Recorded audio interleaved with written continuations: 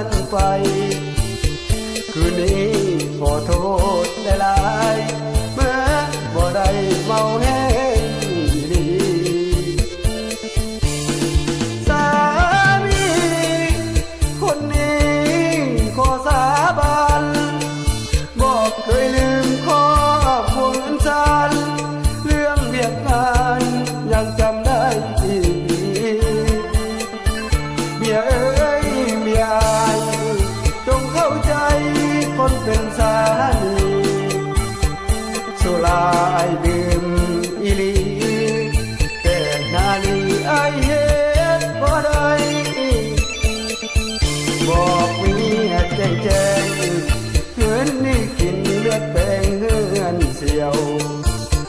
หัวบอกเคยคิดคดเลี้ยวไปหาเที่ยวหาน้อยหานใหญ่อยากหาเจ้าเมาแหงขับรถบ่ไหวยานเสไปตามเสาไฟขอโทษได้หลายเจอแม่อีนาย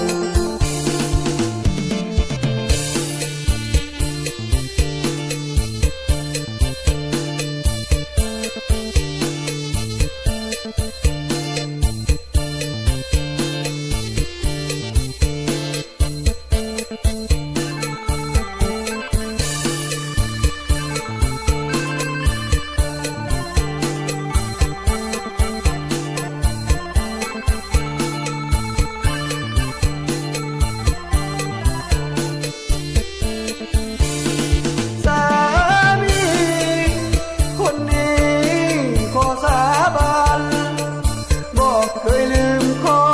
ควงฉันเรื่องเบียดงานยังจำได้ดีเมียเอ้ยเมียอายจงเข้าใจคนเป็นสามีสุราไอดื่มอีลีแต่นาลีไอเฮ็ดบ่ได้บอกเมียแจ้งเงินนี่กินเลือดแปลงเฮือนเสียวหัวบอกเคยคิดคดเลี้ยวไปหาเที่ยวหาน้อยหานใหญ่อยากหาเจ้าเมาแห